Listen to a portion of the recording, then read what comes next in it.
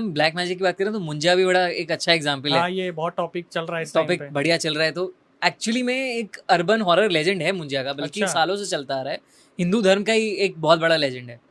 तो जब जनेऊ होता है, जब मुंडन होता है, 10-12 साल का लड़का हो जाता है, तब उसका धागा बनता है। आपको पता होगा, मैं तो ब्राह्मण ब्राह्मण में, हूँ हाँ भाई। आपको पता ही है। तो उस टाइम पे अगर जनेऊ के बाद 10 से 14 दिन में उसका किसी भी रीजन से उसकी डेथ हो जाती है, तो उसकी आत्मा को कहते हैं वो ब्रह्म राक्षस बन जाता है या मुंजिया बन जाता है।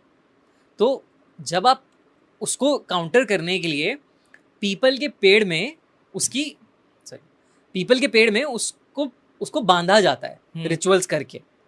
एंड अगर आप देखोगे, मेरे सोसाइटी के जस्ट बाहर एक बहुत बड़ा पीपल का पेड़ है और वो पूरा बंधा हुआ है आज की डेट में भी। तो कितने सारे लोग हैं से बंधा हुआ होता है वहाँ पे।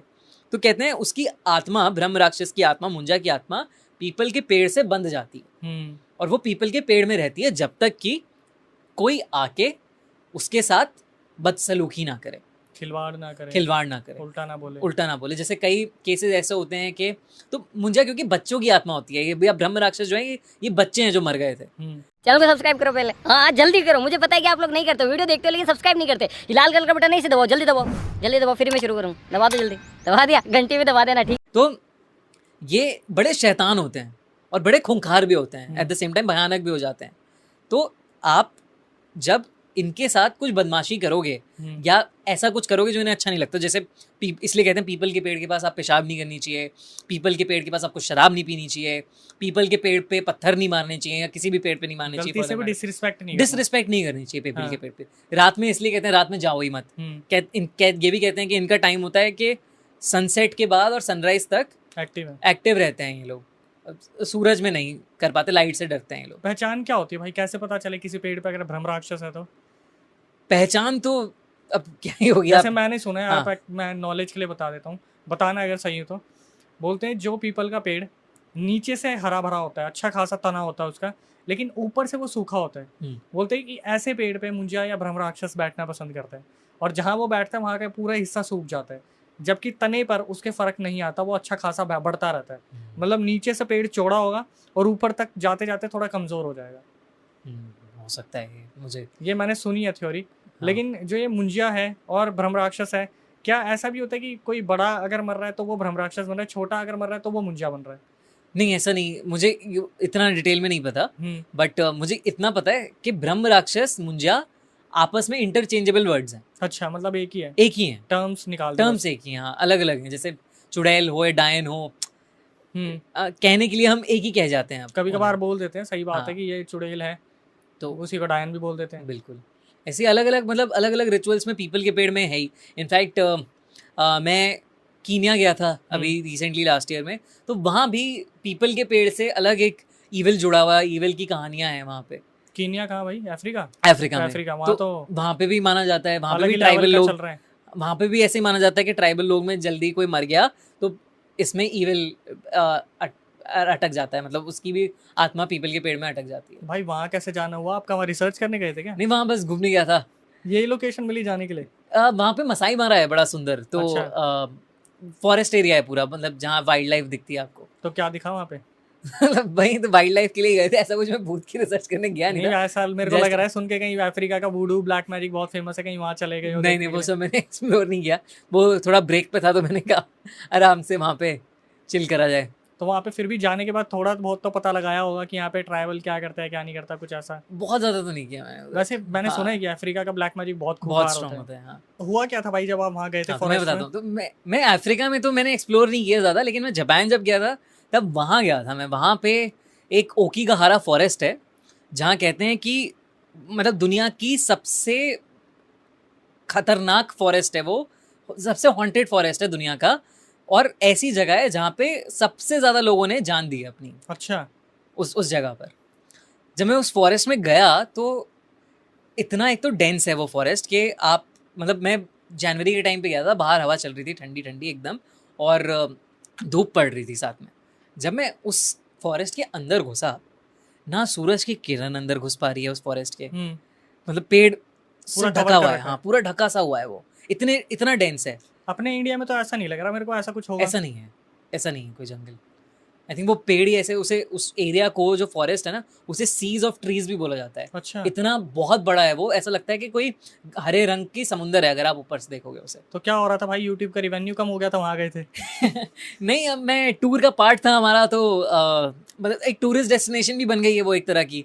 तो हमारे तो ऐसा भी नहीं था कि मुझे उसके लिए बहुत आउट ऑफ द वे जाके जाना पड़ रहा था, तो टूर का ही पार्ट था मेरे, जहाँ मैं जा रहा था तो मैं चला गया था वहाँ पे। मैंने कहा देख के आते हैं क्या है क्यों। तो मैं वहाँ गया, एंट्रेंस पे ही बोर्ड्स बने हुए हैं कि इस फॉरेस्ट में आप अपने रिस्क पे जा रहे हैं और आप ध्यान रखें कि अपनी लाइफ को हार्म ना करें किसी भी तरीके का, अपने बच्चों के बारे में सोचें, अपने पेरेंट्स के बारे में इतना सोचें। सब कुछ लिखा हुआ ये है? सब लिखे हुए हैं वार्निंग्स वहाँ पे। मतलब आप ऐसा समझो ना, दुनिया का सबसे ज़्यादा ऐसा स्पॉट है, वो बड़ा स्पॉट है जहाँ पे हर साल, हर महीने, हर दिन सबसे ज़्यादा लोग अपनी जान देते हैं। भाई जब पता है यहाँ मरने आते तो उस एरिया को बंद क्यों नहीं कर देते? कर नहीं सकते, क्यों? बहुत बड़ा एरिया है, कहीं से भी घुस रहा है, बहुत बड़ा एरिया है, कहीं से भी घुस सकते हैं, बहुत बहुत ज़्यादा बड़ा एरिया है। इट्स अ वेजिटेशन है पूरा, मतलब एग्रीकल्चरल पार्ट। एग्रीकल्चरल तो नहीं कहूँगा बट ग्रीनरी बहुत ज़्यादा है उधर। फिर जब आप गए तो आपको ऐसा लगा कि कुछ नेगेटिव सा? यार एक तो आप कहीं पे भी ऐसी जगह जाओ जहाँ तो एक तो धूप नहीं है, हाँ। तो लाइट नहीं है, अंधेरा है। दूसरा, हवा जो बाहर चल रही है आपको हवा नहीं आएगी अंदर, हवा की भी आपको आवाज नहीं है, पत्ता गिरने की आवाज नहीं है, कोई आवाज ही नहीं है वहां पे। आपको अपनी सांसों की आवाज आ रही है, जो आप सांसें। अकेले ही चले गए थे क्या, मतलब वाइफ? पूरा ग्रुप था या फिर? नहीं, मैं और मेरी वाइफ थी बस। बहुत बड़ा रिस्क लिया है तो आपने। सो हम लोग देख रहे थे क्या होता है क्या नहीं होता, बट पता नहीं यार रिस्क था कि नहीं था, बट चले गए। अब गए तो गए। इरादे तो ठीक थे। हाँ, नहीं इरादे सब बढ़िया थे। ऐसा बड़ा ना जेन्युइनली वो कहते हैं कि कॉलिंग सा है उस फॉरेस्ट में। अगर आप एक बार अंदर घुस गए ना, आपको मन नहीं करता बाहर आने का। अच्छा नहीं? हाँ, मतलब ऐसा है कि आप चल रहे हो ऐसा, और आप ना, अगर मेरी वाइफ भी नहीं होती शायद तो रिस्क था, तो रिस्क हो सकता था। ऐसा भी क्यों भाई? मतलब आप अकेले होते हो ना, तो अजीब से थॉट्स आते हैं, क्योंकि आप कुछ सुन नहीं पा रहे हो अपनी सांसों के अलावा, तो आपके दिमाग में अजीब से थॉट्स आते हैं। और जब आपको पता है कि यहाँ पे इतने सारे लोगों ने अपनी जान दी है, तो बहुत ही अजीब हो जाता है वो।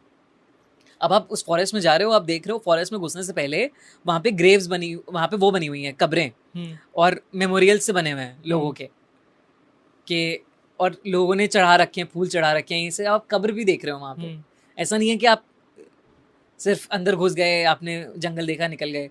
आप देख रहे हो कि जेन्युइनली दिख रहा है आपको कि यहाँ पे ग्रेव्स हैं जो जिसपे चढ़ा रखा है लोगों ने फूल और ये सब, तो लोग गए हैं ऊपर। मतलब इट्स। तो आप कितनी आगे तक निकले थे? मैं काफ़ी आगे तक गया था यार। मैं सो वहाँ पे ना एक एरिया है मार्किंग का कि इसके आगे आप एंटर नहीं कर सकते, डू नॉट एंटर का साइन है वहाँ पे। फिर वो क्रिमिनल ऑफेंस हो जाता है, और बाहर के देश में आप क्रिमिनल ऑफेंस कर रहे हो तो फिर पता नहीं फिर आप वापस इंडिया भी आ पाओगे कि नहीं। तो थोड़ा सा मैंने परमिशन पूछा था वहाँ पे कि कितना थोड़ा आगे जा सकता हूँ क्या, देख सकता हूँ क्या कुछ। तो थोड़ा आगे गया था मैं, तो मुझे पेड़ों पे मार्किंग्स दिखी थी, टेपिंग्स दिखी थी, रस्सियाँ दिखी थी। रस्सियाँ मतलब जिन्होंने हैंग किया था अपने आप को? रस्सियाँ दिखी थी, तो ये सारी चीज़ें मुझे दिखी थी, बॉडीज़ नहीं दिखी ऐसी कोई।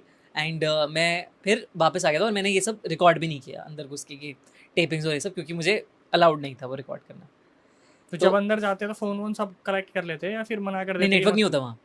वो तो रिकॉर्डिंग के लिए तो कहाँ नेटवर्क लगेगा। लेकिन हाँ, वैसे आप उस जहाँ पे टेपिंग है उसके बियॉन्ड नहीं जा सकते, जा ही नहीं सकते। फिर आप तो प्रूफ हो जाता आपके पास, आप गए हो। हाँ, बेशक आपने किसी से ऐसी परमिशन ली हो। लेकिन मैं फिर वो सब काम करने भी क्यों है जो मतलब इलीगल है वहाँ पे। आप दूसरे पराये देश में हो, आप क्यों फंसने वाले काम कर रहे हो। और इसके ऊपर मेरे ख्याल से भाई कोई मूवी वगैरह भी आ रखी है। इसकी मूवी भी आई है। इनफैक्ट एक बहुत बड़ा क्रिएटर है, WWE कर रहा है, वो लोगन पॉल, आपने शायद उसका नाम सुना हो। तो लोगन पॉल वहाँ गया हुआ है और वो अंदर तक गया था, एंड उसने कैमरा में रिकॉर्ड भी कर लिया बॉडी को। लोगन पॉल मेरे ख्याल से पहले यूट्यूबर था। हाँ, तो उसने उसकी वीडियो भी है जिसमें उसने रिकॉर्ड कर लिया था बॉडी को, लटकी हुई बॉडी को रिकॉर्ड करके दिखा भी दिया अपनी ऑडियंस को। और वो उसके बाद बहुत मीडिया में वो पॉपुलर इनफेमस हो गया। वो उसे कैंसिल कर दिया था बीच में कि कैंसिल लोगन पॉल, ये क्या दिखा रहा है, ये सब कोई कंटेंट है। और बहुत ज़्यादा मतलब इस पे चीज़ें नेगेटिवली भी इम्पैक्ट करी थी, मतलब कंट्रोवर्सी हो गई थी, कंट्रोवर्सी हो गई थी बहुत बड़ी। तो वो वीडियो डिलीट की गई यूट्यूब से और ये सब है, बट क्लिपिंग्स आपको मिल जाएंगी अभी भी ऑनलाइन वो सब। ओवरऑल आप बट आप डालना मत इस वीडियो में, नहीं वरना नहीं वो भाई, नहीं हमारे साथ बहुत होता है ऐसा, हम बिल्कुल नहीं करेंगे गलती। हाँ। ये कहते बताओ थे भाई, वो उसका ये लॉजिक था कि कैसे वो फॉरेस्ट ऐसे क्रीपी सा बना। तो जापान में ये मान्यता थी कि, और होता भी था ऐसा, सब ये फैक्ट्स हैं कि जब जापान में लोगों के पेरेंट्स बूढ़े हो जाते थे तो वो उन्हें उनके लिए ना फाइनेंशियल एड नहीं दे पाते थे बच्चे, तो वो उन्हें फॉरेस्ट में छोड़ आते थे अच्छा, ताकि वो वहाँ से अपना वहाँ से मर देख ले जाए, जो हो सकता है। हाँ, जो भी हो जाए कर लें और वो हो जाए। तो डेथ डाइंग टाइम्स पे वो फॉरेस्ट में अपने माँ बाप को छोड़ आते थे और मर जाते थे उनके माँ बाप। तो वहाँ पे ऐसे लोग मरे हुए हैं। तो अगर वो, जैसे अगर आप जाते हो तो ऐसा लगता है कि कोई पुकार रहा है आपको या कुछ इनवाइटिंग है या ये सब है, तो आई थिंक वो उनकी भी आत्माएं हैं जो अनसेटिस्फाइड या अनफुलफिल्ड हैं, जो शायद लॉन्गिंग देख रही हैं, वो देख रही हैं कि शायद कोई आए मेरे पास जो मेरे साथ रहे, मेरे पास रहे। तो इस तरीके से शायद बढ़ते चले गए वहाँ केसेस। तो अभी तक भाई जैसे आपने भानगढ़ का नाम सुना है, कुलधारा का नाम सुना है, इस लोकेशन को आप इनसे ज़्यादा खतरनाक समझते हो जापान वाली को? अब मैं वो कह नहीं सकता, लेकिन ये तो मुझे पता है फैक्चुअली कि तीनों जगह पे मौतें बहुत हुई हैं। भानगढ़ में मुगलों ने लूटा था, तो जिस टाइम लूटा था तो वहाँ पे बहुत सारे औरतों की और बच्चों की और आदमियों की लाशें हुई थी, मारा था उन्हें। फिर वो मुगल में जल भी गया था पूरा भानगढ़, तो आग लगी, बहुत सारे लोग मरे। तो भानगढ़ में हज़ारों के करीब मौतें हुई हैं। तो जहाँ इतनी सारे मौतें हुई, कुछ तो होगा वहाँ। हॉरर के टाइप में जैसे हम बात कर रहे हैं कि मुगल तो एक अलग चीज़ हो गई, लेकिन जैसे बोलते हैं भानगढ़ श्रापित है, उस काइंड में भानगढ़ ज़्यादा हॉरर है, कुलधारा ज़्यादा हॉरर है, या फिर जापान वाला? आई थिंक जितना मैंने अभी तक देखा है और सुना है, कुलधारा। कुलधारा मुझे लगा कि जापान वाला आएगा। नहीं, वो जापान में तो सुसाइड्स हैं, मतलब जापान में तो लोग जान दे रहे हैं वो सच है, बट कुलधारा मायावी सा लगता है। बहुत अजीब तरीके की वाइब है कुलधारा में। वो लोग रातों रात गए कहाँ भाई, कुछ अब पता ही नहीं ना उनका? कुछ नहीं पता आज तक कुछ नहीं पता। और बहुत सारे लोग हैं किस्से जहाँ कुलधारा को जो कहते हैं कि खतरनाक है, काफी जो खतरनाक। पैरानॉर्मल सोसाइटी है इंडिया की, उन्होंने भी ये कहा है कि वहाँ जाके बहुत दिक्कतें हुई थी। हाँ, गौरव तिवारी की जो टीम थी, उन्होंने बताया कि पूरा कोई मूवमेंट बहुत तगड़ी हो गई थी, जो कोई पैरानॉर्मल एंटिटी सामने आ गई थी उनकी एक टीम मेंबर के सामने, जो नहीं मानने वाले थे, उन्हीं के साथ वहाँ पे कुछ हो गया था। बहुत कुलधारा में तो डेफिनेटली कुछ है। इसलिए आप कभी इन फ्यूचर जाना चाहोगे, रात को रुकना चाहोगे कुलधारा? मैं रात में रुका नहीं हूँ, बट मैं गया हूँ कुलधारा। तो अच्छा, आप जा रखे हो, अब तो भानगढ़ भी जा रखे होगे। भानगढ़ तो देखो, भानगढ़ भी गए हो, कुलधारा भी गए हो, जापान वाले में भी गए हो, तो आपको लगता है कुलधारा सबसे? कुलधारा। और उसका रीजन क्या है कि मायावी, मतलब किस तरीके से, कुछ आइडिया दोगे ऑडियंस को? मतलब मुझे नहीं लगता आप कुलधारा में रात गुजार सकते हो। सीरियसली? हाँ, मुझे लगता है कि आप जापान में भी सुसाइड फॉरेस्ट में कैंप करके वापस आ सकते हो, लेकिन कुलधारा में नहीं आ सकते। भानगढ़ में शायद कर सकते हो। भानगढ़ में कुलधारा इम्पॉसिबल। कुलधारा मुझे अलग कुछ लगता है वहाँ पे, टूटा फूटा है सब कुछ पूरा। हाँ, मतलब वो बहुत अलग मिस्ट्री है। और ऐसे मैं इतने सारे लोगों से सुन चुका हूँ ना कुलधारा के बारे में कि उनके साथ कुछ हुआ है। जैसे भानगढ़ तो लोग जाते हैं, अरे कुछ नहीं है, गिने चुने हैं जिनके साथ हुआ है, लेकिन कुलधारा में तो अगर 2-3 बार कोई गया है तो डेफिनेटली उसके साथ कुछ ना कुछ सीन तो हुआ है। वहाँ पे माया चलती है अलग तरीके की, लूप में चीज़ें हो जाती हैं लोगों के साथ, तो वो बहुत अजीब सा हो जाता है। तो जब आप गए थे तो क्या भाई कुछ फील हुआ था ऐसा? मुझे यार, तो बेसिकली हमारी जहाँ बस गई थी, बस के साथ गया था मैं, तो अब ऐसा लग रहा था कि मुझे, जब मैं बैठा हुआ था बस में, मुझे ऐसा लगा कि कोई छोटा सा बच्चा है जिसने एकदम खिड़की पे ऐसे हाथ मारा है, और मैं पलटा हूँ और कोई नहीं है वहाँ पे। और फिर उसके बाद वो पायलों की छन की जो आवाज़ है, वो ऐसे बहुत दूर से ऐसा लग रहा है कि कोई कुछ ऐसे लेके आ रहे हैं, कोई सामान आ रहा है, मतलब गुच्छा चल रहा है एक लंबा, जैसे राजस्थान में रेगिस्तान में चलता है ना, औरतों का गुच्छा एक चल रख के आ रहा है कहीं से, बिल्कुल ऐसी साउंड आ रही है वहीं से पास से। कि सिर्फ आपको आ रही थी? सिर्फ मुझे आ रही थी। ये हो रहा था वो बच्चे का, वो तो मैंने बस से बाहर जाके ना देखा भी, तो दूर दूर तक वहाँ कोई बच्चा नहीं है, कुछ नहीं है, और धूल एक मतलब ऐसा तो नहीं कहूँगा कि बिल्कुल हैंड का प्रिंट था जहाँ वो खिड़की वाला था, बट वहाँ पे धूल थी जमी हुई थी। हाँ, सिर्फ उसी एरिया में। भाई आपके बताने के तरीके से पता चल रहा है कि कितना अजीब रहा होगा माहौल वहाँ पे। हाँ मतलब वो बहुत मैं अगेन वो जो एक फीलिंग होती है ना कि समझ से परे है क्या है। हाँ कि आपकी एनर्जी डेड हो गई है, वैसी फील थी। तो आप ये डिक्लेयर करते हो भाई कुलधारा इतना आसान नहीं है। कुलधारा आसान नहीं है, कुलधारा तो नहीं है आसान। नहीं। कुलधारा मुझे डेफिनेटली लगता है कि अगर हाँ कोई एक जगह है जहाँ मैं नहीं रात बिताना चाहूँगा तो वो कुलधारा है। कुलधारा।